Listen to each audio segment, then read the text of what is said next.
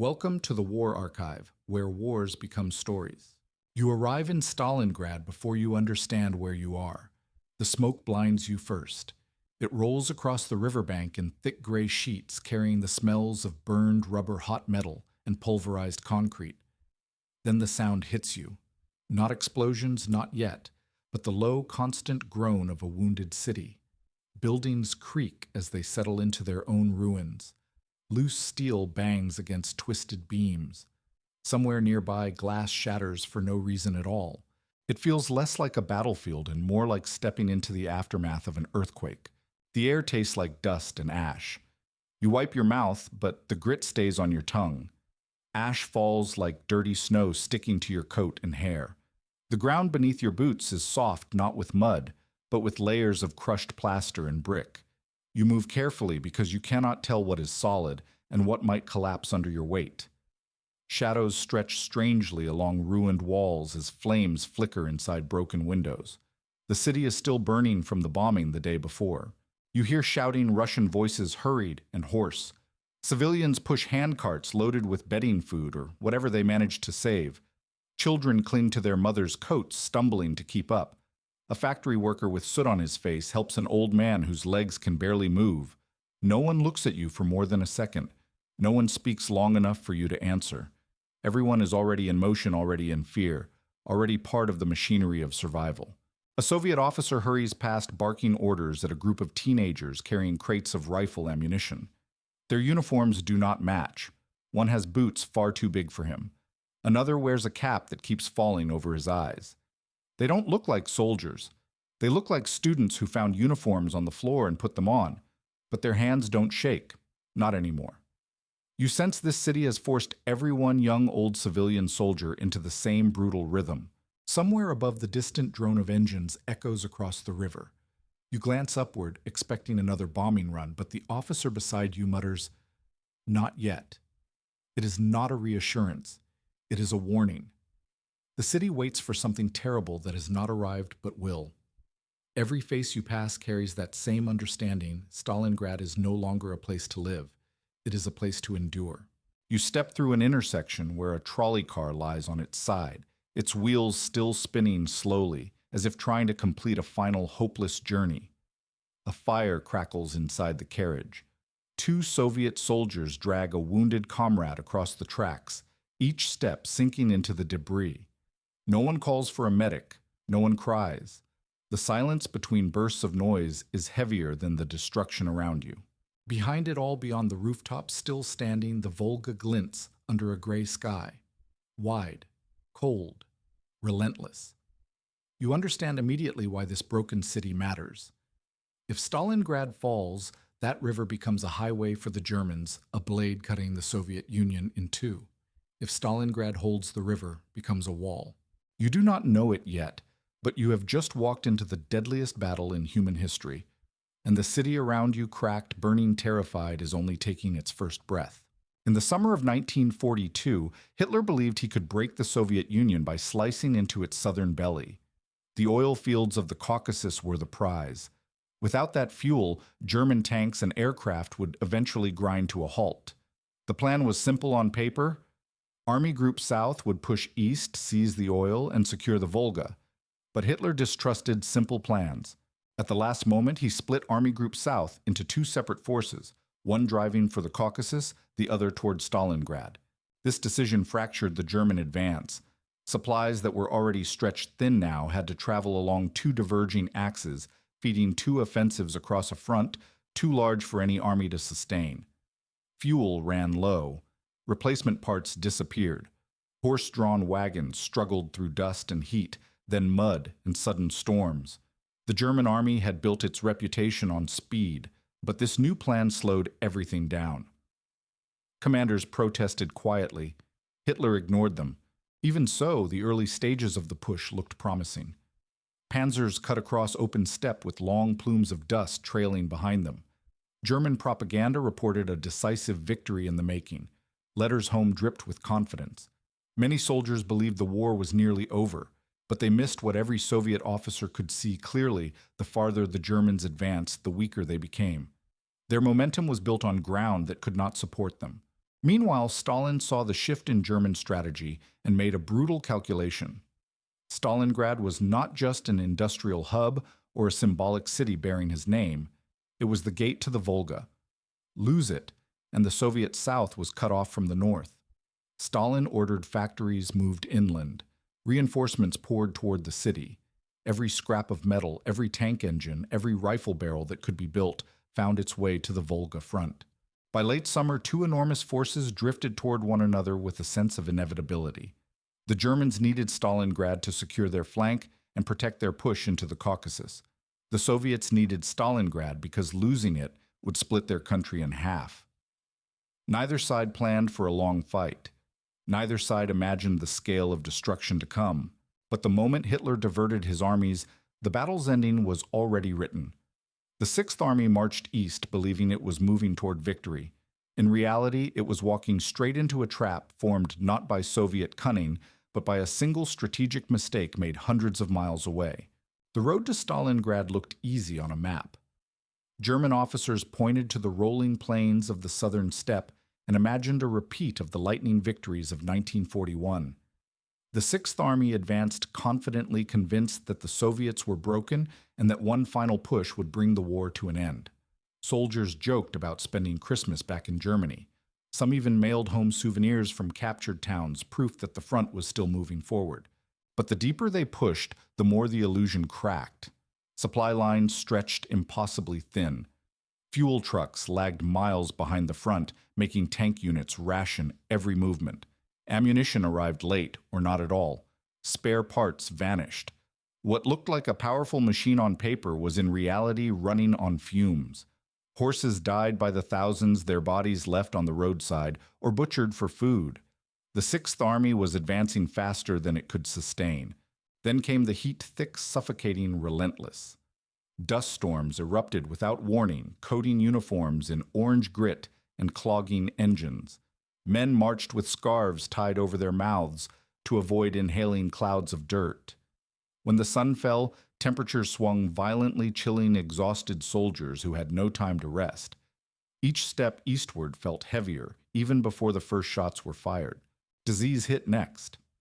Typhus crept through crowded columns. Dysentery spread in field camps.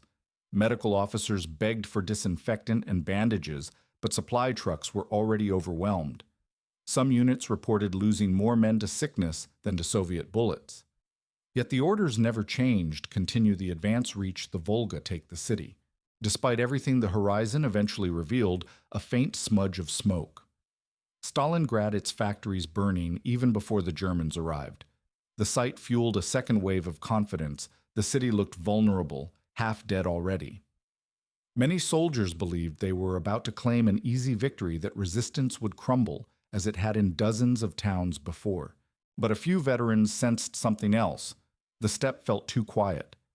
Soviet forces retreating eastward did not break. They traded ground for time, delaying, deliberately drawing the Germans farther from their supply bases. Every captured village cost a little more fuel, a few more vehicles, a handful of men whose loss could not be replaced. The rhythm of the war was changing, even if the Sixth Army refused to see it. By the time German scouts reached the outskirts of Stalingrad, the trap had already begun to close, not with dramatic flair, but with slow, invisible pressure. A weaker army might have stopped. A wiser commander might have regrouped. But the Sixth Army kept marching, believing victory was just ahead, unaware they were walking into the deadliest battle humanity had ever recorded. On August 23, 1942, the sky above Stalingrad changed color. At first, it was only a faint vibration in the air, a distant hum rolling across the steppe. Then the hum became a roar. More than 600 German bombers swept toward the city in tight, deliberate formation.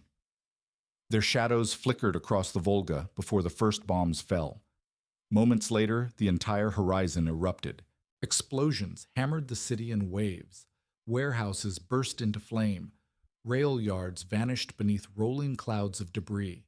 Shock waves rattled windows miles away, then shattered them seconds later. Firestorms raced down streets, twisting into pillars of heat that dragged oxygen from the air. People who tried to outrun the flames collapsed, choking in smoke that felt like molten sand. The bombardment did not last minutes. It lasted hours. When the Luftwaffe finally turned away, Stalingrad was unrecognizable. Apartment blocks had folded in on themselves. The central district burned like a single massive furnace. Bridges sagged, blackened, and warped. The Volga shimmered with oil slicks, debris, and drifting bodies. Somewhere in the haze, a hospital collapsed as its upper floors weakened by fire gave way. The screams were swallowed by the wind. But something unexpected happened beneath the destruction. Instead of breaking the city, the bombing hardened it. Ruined buildings became ready-made fortifications. Rubble filled streets, blocking tank movement. Basements and pipes connected into a maze of hidden routes. Chimneys, stairwells, shattered balconies, everything became cover. What the Germans hoped would be a smooth advance transformed overnight into a nightmare battleground. The survivors changed too. Civilians crawled out of the rubble with soot on their faces and rage in their voices. Workers who had lost their homes reported directly to factories to continue assembling rifles and mortars. Firefighters dug through debris for trapped neighbors, even while bombs still fell on the outskirts. Mothers carried buckets of water to soldiers in the ruins. No one begged. No one waited. Grief turned instantly into resistance. When German scouts reached the western edge of the city, they froze at the sight before them. Stalingrad did not look defeated. It looked enraged.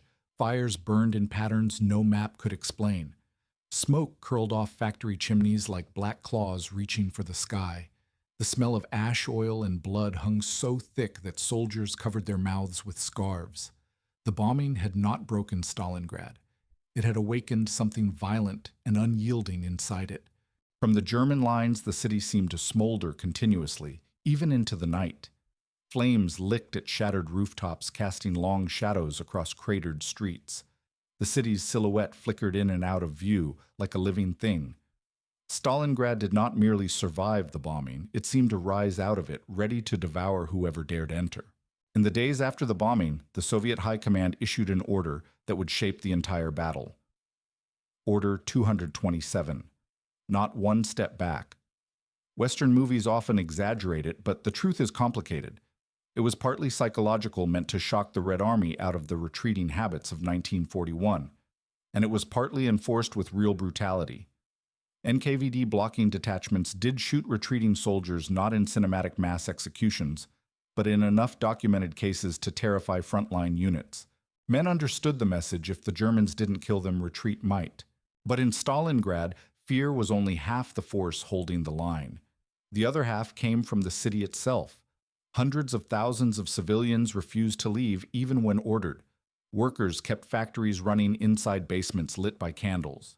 Women and teenagers dug trenches through rubble still hot from the bombing. Old men hauled machine gun belts through the ruins. A city that should have panicked instead turned its entire population into a defense network. The line between civilian and soldier dissolved until no one could tell where one ended and the other began. General Vasily Chuikov arrived to command the 62nd Army and immediately grasped the city's shape, a death trap for any army that tried to storm it. He ordered his men to move so close to the Germans that artillery and airstrikes became too risky. It was called hugging the enemy, and it changed everything. German officers cursed the tactic because one wrong barrage could kill their own troops. Soviet soldiers fought at distances so close they could hear Germans breathing on the other side of walls. Night after night, reinforcements slipped across the Volga under fire. Barges, ferries, and rowboats carried fresh troops into the burning city. Many never even reached the shore. Others stepped off the boats into a world they did not recognize, streets buried under rubble, factory walls, melted by heat staircases leading nowhere. Yet they moved forward anyway, guided by soldiers who had already memorized every crater, every tunnel, every broken corner they could use to survive. Even so, some moments inside the city carried the strange flickers of human absurdity. Soviet riflemen joked darkly that the rats of Stalingrad were better fed than they were. German soldiers traded cigarettes to Russian civilians for a slice of stale bread. A machine gun crew scrawled "Office of Complaints" on a broken door near their firing post. In a place where death hovered constantly at arm's reach, a small laugh, even a bitter one, could steady a shaking hand. By early September, every man and woman in Stalingrad understood the stakes. If the city fell, the Volga fell. If the Volga fell, the Soviet Union split in two. So they stood in ruins that no longer resembled a city, in positions that barely counted as defensive lines held together by willpower rubble and a simple brutal order that allowed no retreat. Stalingrad had become a fortress, not because it was built to be one, but because everyone inside refused to let it become anything else. At night, the Volga turned into the most dangerous road in the world. Reinforcements crossed in convoys of ferries, barges, and small boats so overloaded that men stood shoulder to shoulder afraid to move. The pilots cut their engines to avoid drawing artillery fire, letting the current push them silently across the river. The only sounds were the groan of ice forming along the hulls and the distant rumble of explosions rolling over the water. Every soldier knew what it meant when searchlights swept across the waves. When the lights hit, artillery followed. German guns zeroed in on the river with ruthless accuracy. A single hit could shatter a barge and send dozens of men plunging into black freezing water thick with debris and oil. Soldiers who fell in rarely resurfaced. Those who did were pulled back onto boats half frozen, their uniforms stiff with ice. Many troops learned to pray silently, not for survival, but simply for the chance to reach the western bank before the shells found them. Daylight was worse. The Luftwaffe patrolled the river relentlessly, diving on any craft that dared to move. Wounded men lay in dugouts by the shore, waiting for night, listening to the drone of engines they couldn't run from. Medical personnel dragged them aboard departing boats as soon as darkness fell, sometimes under active machine gun fire. A few escaped. Many more died waiting. The Volga gave life to Stalingrad, but it demanded a toll paid daily in blood. Yet the river never stopped flowing with men and supplies. Siberian riflemen stepped off boats with frost on their eyebrows. Reserve brigades arrived wearing mismatched uniforms and carrying rifles still smelling of machine oil. NKVD detachments crossed with grim exhaustion, ready to hold whatever ground was left. They marched directly from the riverbank into the ruins, guided by veterans who whispered warnings about sniper alleys, collapsed floors, and places where entire squads had vanished. Supplies moved the same way. Ammunition crates, mortar tubes, telephone wire bandages, sacks of black bread. Every item passed through that narrow river channel. Workers and soldiers carried loads by hand through mud and snow, ducking each time artillery cracked overhead. Every bullet fired inside Stalingrad had crossed the Volga. Every loaf of bread eaten risked a man's life. The river was an artery. If it stopped, the city died. Sometimes during the rare moments when the wind quieted, soldiers on the west bank could hear strange echoes drifting across the water. German shouts, tank engines, the occasional cry of a wounded man trapped in the ruins. The river carried the sounds like a grim messenger, reminding everyone on both sides that Stalingrad was not two separate fronts. It was one enormous wound cut straight down the middle by a strip of freezing water. And with every successful crossing, no matter how small, the Soviet defense grew a little thicker. Each night of survival bought one more hour of resistance. Each barge that slipped past German guns carried the seeds of the counterstroke gathering far beyond the city. The Volga was a lifeline, but it was also a fuse burning slowly toward the explosion that would soon engulf the entire German Sixth Army. Once German troops entered the city itself, the battle transformed into something no army manual had ever prepared them for. Stalingrad was no longer a city. It was a layered ruin. Streets collapsed into cratered cavities. Buildings became hollow shells with mangled floors stacked like broken ribs. Basements connected to sewers, which connected to factory tunnels, which opened into courtyards buried under rubble. Front lines dissolved into 100 tiny battles, all happening at once, sometimes only meters apart. Inside factories, combat felt like industrial nightmare. At the Red October, steel works, sparks from half-functioning machinery flew across rooms where Germans and Soviets exchanged fire through gaps in twisted girders. At Barricadi, conveyor belts became defensive walls, and lathes were flipped onto their sides to form barricades. The tractor factory was worse. Tanks rolled straight off assembly lines into combat engines, still warm from testing. Mechanics who had just tuned them fled out the back door as crews climbed in to fight. Some strong points became legends. The grain elevator, surrounded by burning wheat that filled the air with choking dust, held out long after German commanders predicted its fall. When the attackers finally broke in, they found Soviet soldiers still firing from upper floors, their uniforms blackened with ash. Then came Pavlov's house, The squat apartment block turned fortress. According to Soviet legend, the Germans lost more men trying to take this building than they did taking Paris, an exaggeration, but a symbol of how fiercely the defenders fought. Day blurred into night. Night blurred into day. Combat shifted floor by floor, room by room. A squad might hold a stairwell for 12 hours before being wiped out. The survivors on both sides described it the same way you didn't fight for territory. You fought for corners, for doorways, for whichever pile of bricks you could crawl behind and still breathe.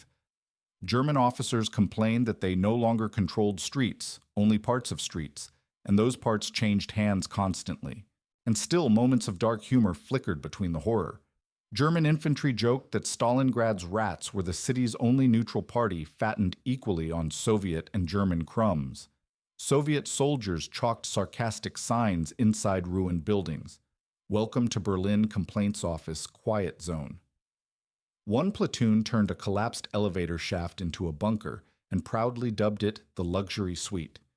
Even in hell, men sought reasons to laugh, if only to stay sane for another hour. Huey's Soviet volunteers or prisoners serving with the Germans added another layer of complexity. Some cooked meals or carried ammunition. Others fought on the front lines. Many hoped service would spare them from starvation or execution. When the German lines began to fail, their fate became the bleakest of all. To the Soviets, they were traitors. To the Germans, they were expendable. Thousands would die in the ruins without a uniform, a grave, or even a name recorded. By mid-October, Stalingrad had become a place where the rules of war dissolved. Soldiers described hearing footsteps behind walls, gunshots from beneath their boots, whispered commands in languages they didn't recognize. Every man sensed the same truth: the city was consuming them. It would swallow the attackers just as it had swallowed the defenders. And yet neither side stopped. The maze demanded blood, and both armies fed it willingly. By late October, the German advance looked powerful only on paper. Maps showed the Sixth Army controlling 2/3 of Stalingrad, but on the ground those gains meant little. What looked like territory was mostly rubble. What looked like progress was measured in meters. German assault groups fought for half-destroyed workshops, for stairwells hanging in mid-air, for factory chimneys that served as sniper towers. Commanders reported gains that a single artillery barrage could wipe out by morning. The deeper the Germans pushed, the more exhausted they became. Infantry battalions shrank into company-sized remnants. Tanks burned fuel just trying to navigate debris fields, sometimes advancing less than 100 meters before stalling or being ambushed. Ammunition ran low. Radios failed. Field kitchens froze. Men fought with shredded boots wrapped in cloth fingers, turning pale from the cold. The Wehrmacht had come to the Volga believing it would crush the Red Army. Now the city itself was crushing them. Meanwhile, Zhukov made every German step forward as costly as possible. His forces launched small, constant counterattacks designed not to retake ground, but to deny the Germans rest. Mortar crews targeted assembly areas. Snipers hunted officers who dared raise their heads. At night, Soviet patrols crept into German trenches, forcing panicked firefights in total darkness. Each clash lasted minutes, but drained entire units of energy they no longer had. Sleep became a rare currency worth more than ammunition. Weather tightened its grip. The first deep cold arrived early, freezing mud into jagged ridges and coating broken glass with a sheen of frost. Smoke from factories mixed with fog, creating a gray curtain that hung over the city like permanent dusk. German soldiers burned furniture for warmth, then wooden doors, then anything that could catch flame. Winter clothing sat hundreds of miles away in supply depots. Frostbite spread. Joints stiffened. Men coughed blood into cloth masks turned stiff with ice. And still the Germans pushed, convinced that victory was one more assault away. They could see the Volga in several sectors. They could hear barges crossing at night. Soviet defenders were running out of buildings to hide in. The city looked beaten. But beneath the surface, Soviet reinforcements continued to trickle across the river. Fresh troops, fresh ammunition, fresh resolve. The Germans were fighting an enemy they believed nearly broken, but the truth was far different. The Soviets were buying time hour by hour, day by day. By early November, even German veterans sensed something was wrong. The front no longer moved. Orders from headquarters grew frantic. Casualties mounted faster than replacements. Units fought without knowing who held their flanks. And at night the steppe beyond the ruins glowed faintly with the flashes of distant artillery, too distant to belong to the forces inside the city. Something was gathering out there, something big.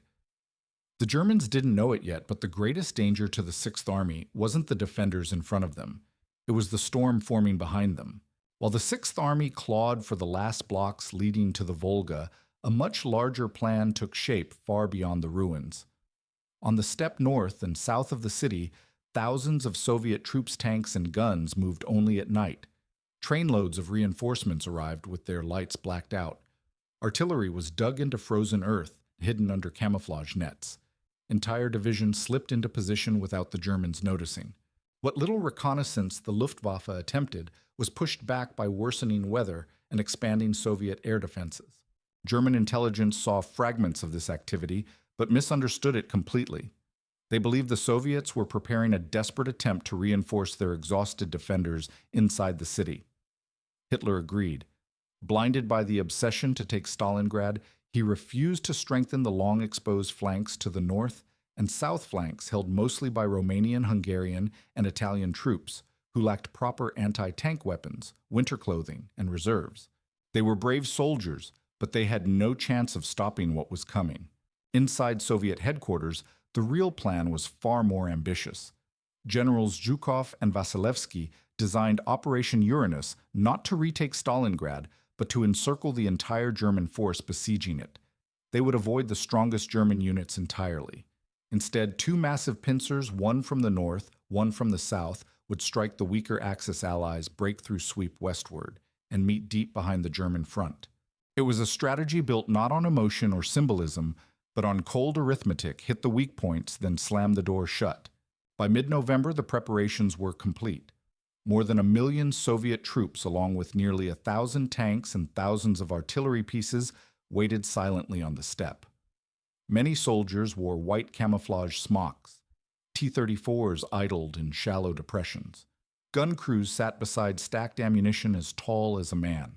They avoided fires to keep their positions hidden, eating cold rations in the dark. The only warmth came from the engines of the tanks, which crews kept running to prevent them from freezing. Inside Stalingrad, the Germans sensed none of this. They were too consumed by street fighting, too drained to imagine a disaster forming behind them. Units begged for reinforcements, ammunition, even socks. Commanders insisted one final push would break the Soviet defenses and secure the city. Some soldiers believed they were days from victory. Others admitted privately that something felt wrong. The air on the steppe seemed too still, too heavy, as if waiting for a signal.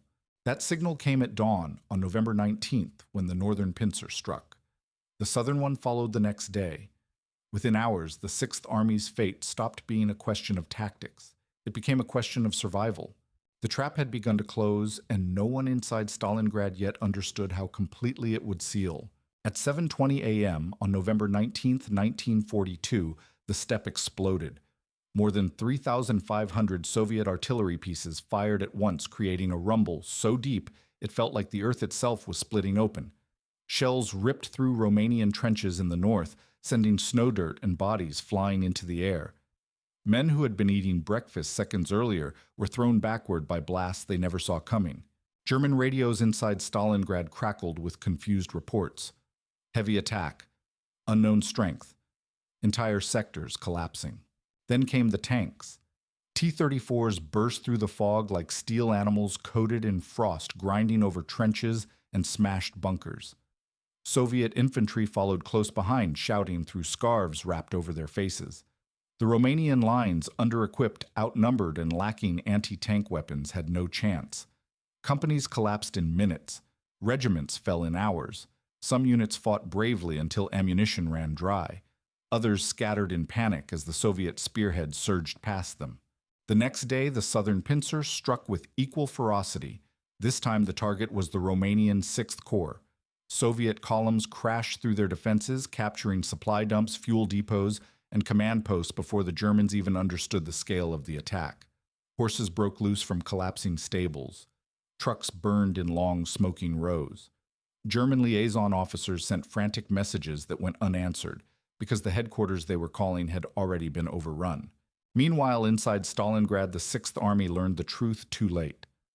Paulus ordered armored units to move west and stabilize the front, but most had barely any fuel left. Some tanks sputtered out after only a few kilometers. Others froze in the sudden cold. What little mobile reserve he had vanished before it reached the fight. The Germans were being torn apart miles away beyond the reach of any help. On November 23rd, just 4 days after the assault began, the two Soviet pincers met near the town of Kalak. Soldiers from the northern and southern fronts embraced beside captured German trenches, celebrating as flares burst overhead. The encirclement was complete. More than 250,000 Axis troops, Germans, Romanians, Hungarians, Italians, and thousands of Hiwis were now trapped in a pocket stretching from the Volga to the steppe. They were cut off from fuel, food, ammunition, and escape. The Sixth Army, once the pride of the Wehrmacht, had become prey. Inside the cauldron, disbelief turned quickly into dread. Officers stared at maps that no longer mattered. Supply officers realized they had provisions for only a few days. Soldiers spoke in low voices as they watched the steppe glow with distant artillery flashes, the very artillery that had carved the pocket around them.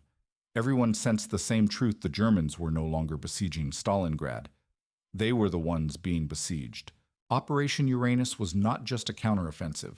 It was one of the most perfectly executed encirclements in modern military history. And for the Sixth Army, it was the moment everything that had gone wrong, the split of Army Group South, the extended supply lines, the hubris of the advance, came crashing down at once. The sky had turned red, and the trap had snapped shut. Once the encirclement closed, Paulus faced a simple reality: either break out or die inside the pocket. His staff urged immediate withdrawal while the ring was still thin. Several armored units had the fuel to attempt it. But before Paulus could decide, Hermann Göring intervened. From hundreds of miles away, he boasted that the Luftwaffe could supply the entire Sixth Army by air. He promised 500 tons of supplies per day, a number he invented on the spot, ignoring his own officers, who warned that even 100 tons under ideal conditions was impossible. Hitler clung to Göring's lie like a lifeline. Rather than authorize a breakout, he ordered Paulus to stand fast. The army that had marched across Europe was now expected to survive winter inside a tightening steel ring fed only by an airlift that could not possibly sustain it. The Luftwaffe began flying transports into the pocket, but Stalingrad was not an airfield. It was a frozen wasteland marked by wreckage, uneven ice, and smoking craters. Every landing was a gamble with death. Bad weather grounded aircraft for days at a time. Snowstorms reduced visibility to a few meters. Soviet fighters hunted the slow-moving Junkers planes, shooting them down over the steppe or as they approached makeshift airstrips. Anti-aircraft guns riddled their fuselages. Some transports crashed on landing, sliding across ice into rows of wounded men waiting for evacuation. Others took off overloaded clipped debris and disintegrated in fireballs that lit up the night sky. Even when flight succeeded, the deliveries were pitiful. The Sixth Army needed at least 700 tons per day to fight and survive.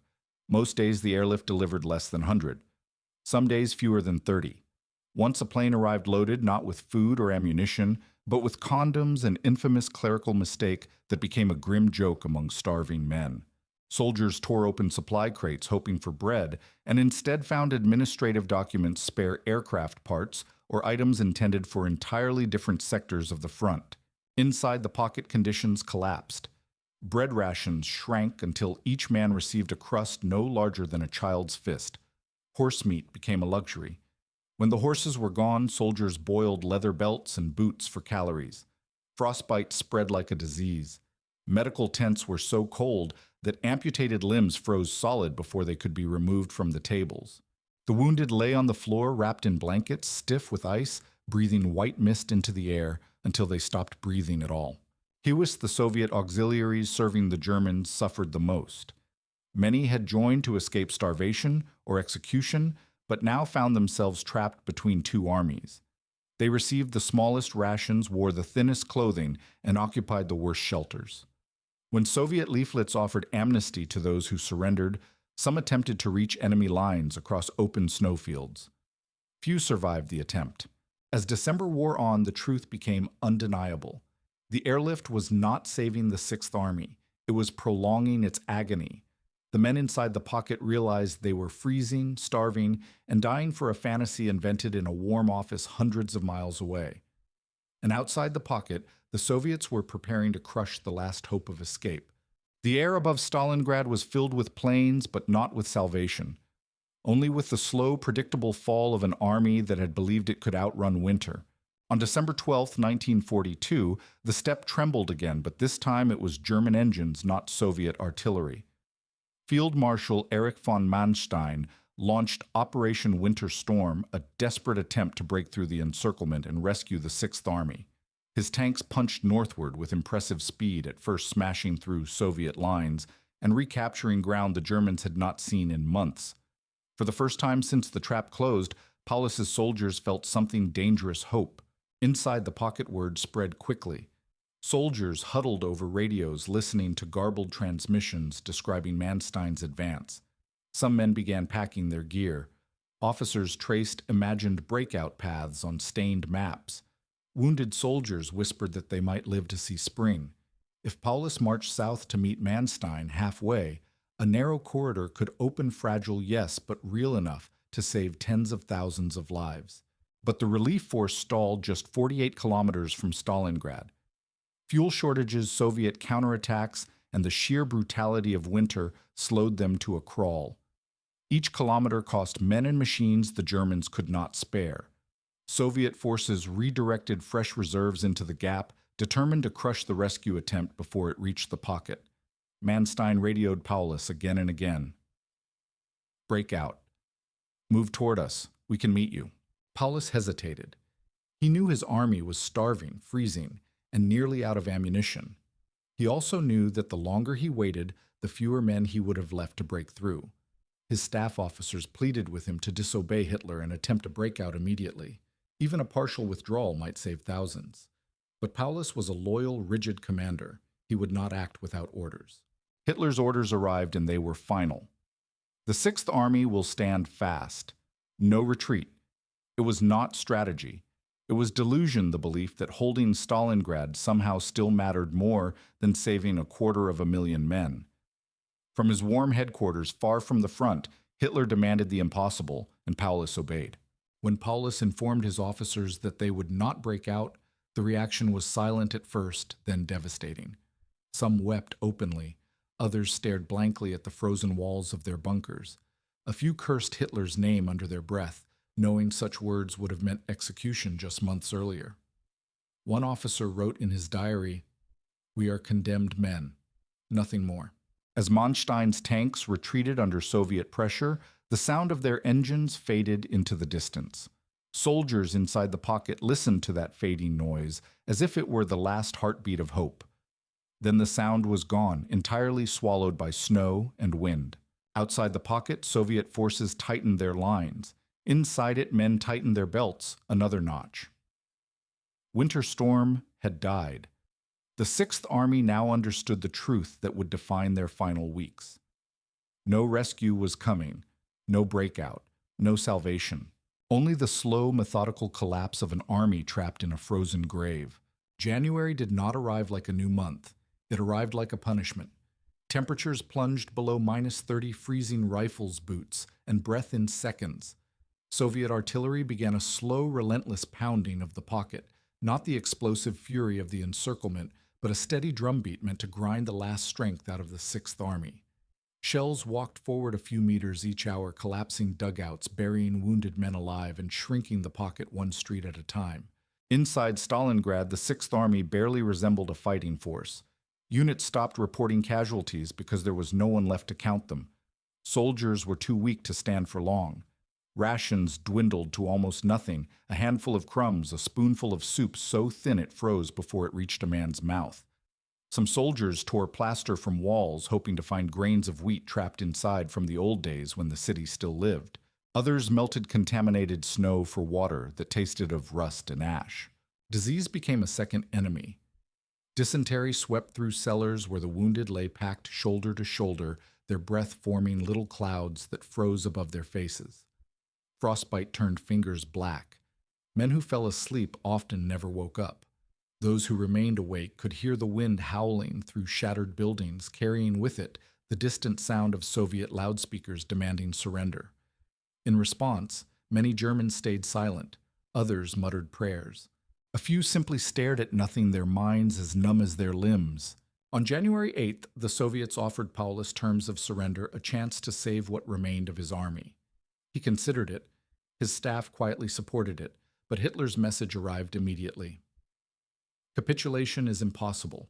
The order was absolute. Paulus was to fight until the last man.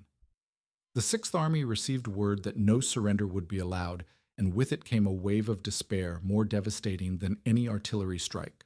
Some soldiers tore the message down and burned it for warmth. On January 10th, the Soviets launched Operation Ring, the final phase of the assault. Fresh divisions, armor, and artillery pushed inward from all sides. German positions fell block by block. Entire battalions surrendered, starved beyond resistance. Others fought on in isolated ruins, firing their last bullets and then waiting for the end. In the north, the last tanks of the Sixth Army froze in place. Their crews huddled beside engines that could no longer turn over. The pocket split in two, a northern group around the tractor factory and a southern group near the city center. Paulus commanded the southern pocket from a department store basement. On January 30th, Hitler promoted him to field marshal, a title given for one reason no German field marshal had ever been captured. The implication was clear. Paulus was expected to die. But Paulus refused to kill himself. He refused to order the northern pocket to surrender. He refused to order it to fight. He simply stayed silent, frozen like the city around him. On January 31st, Soviet troops reached his headquarters. Paulus surrendered himself and his staff, a personal surrender, not an army-wide one. In the north, General Karl Strecker still had thousands of starving, frostbitten men waiting for orders that never came. 2 days later, surrounded by overwhelming Soviet forces, Strecker finally surrendered on his own authority. His men marched out with hands raised, their faces hollow, their bodies skeletal. When the guns went silent on February 2nd, more than 90,000 survivors emerged from the ruins, barely able to walk, many barely alive. Only about 5,000 of them would ever return home. The Sixth Army had not been defeated in a single battle. It had been erased piece by cold hunger, exhaustion, and a chain of decisions that left them stranded in a city no army could survive. When the shooting stopped, Stalingrad did not feel liberated. It felt emptied. The city that once held more than 500,000 people had become a wasteland of shattered brick and twisted steel. Entire districts had vanished entirely, reduced to flat plains of rubble where no street signs or familiar landmarks remained. Snow settled into the ruins like a burial shroud. Smoke drifted lazily from collapsed roofs. The silence was deep enough to feel unnatural, as if the city itself were holding its breath. The human toll defied comprehension. Nearly 2 million soldiers and civilians from both sides were killed, wounded, or captured. Bodies lay frozen where they fell in stairwells, in trenches, beneath broken beams, half buried under snow. In some places, the dead were stacked against walls to shield surviving soldiers from the wind. Dogs prowled through the ruins, warily moving between corpses, as if unsure which belonged to friend or foe. The Volga carried debris, broken timbers, and sometimes pieces of clothing frozen stiff around unseen remains. For the Soviets, victory was grim but monumental. Within days, workers and soldiers began clearing debris by hand. Machine tools were dug out of basements. Assembly halls were rebuilt beam by beam. Families searched cellars, calling the names of relatives who had vanished months earlier. The city that had been transformed into a battlefield now began the even harder work of transforming itself back into a place where people could live. News of the victory spread across the world with shock. Stalingrad shattered Germany's aura of invincibility. Before this battle, the Wehrmacht had seemed unstoppable. Afterward, it was clear the war had turned. Germany would never again launch a major strategic offensive in the east. Stalingrad marked the moment the Reich shifted from conquering to merely surviving. In Berlin, the news spread quietly at first, then with growing dread. Mothers and wives received the terse letters stating "missing in action," knowing what those words truly meant. German POWs began their own long journey into captivity. Many were marched hundreds of miles east, in temperatures far below freezing. Starvation continued to claim lives even after the surrender. Disease spread through camps built to hold far fewer men. Only about 5,000 German soldiers would ever return home from the Volga. The rest would lie in unmarked graves across Russia, Kazakhstan, and the steppe. Huey suffered even worse. Those captured by the Soviets were branded traitors and given no mercy. Few survived the first months after the battle. Their names were rarely recorded, their stories almost never told. Stalingrad swallowed them without a trace. For decades, the ruins of Stalingrad stood as reminders of the war. Some buildings were left unrepaired, intentionally preserved like scars. Veterans on both sides returned years later, walking in silence among landmarks they barely recognized. Many cried. Some could not speak at all. The city remains haunted not by ghosts in a literal sense, but by the weight of what happened, by the memories of millions imprinted into its streets. Stalingrad did not simply endure a battle. It became a symbol of human endurance, human cruelty, and the breaking point of two empires. The war moved on, but the city remained a monument to what happens when nations decide a single name, a single riverbank is worth more than 1,000,000 lives. The deadliest battle in history ended in February 1943, but Stalingrad itself never truly ended.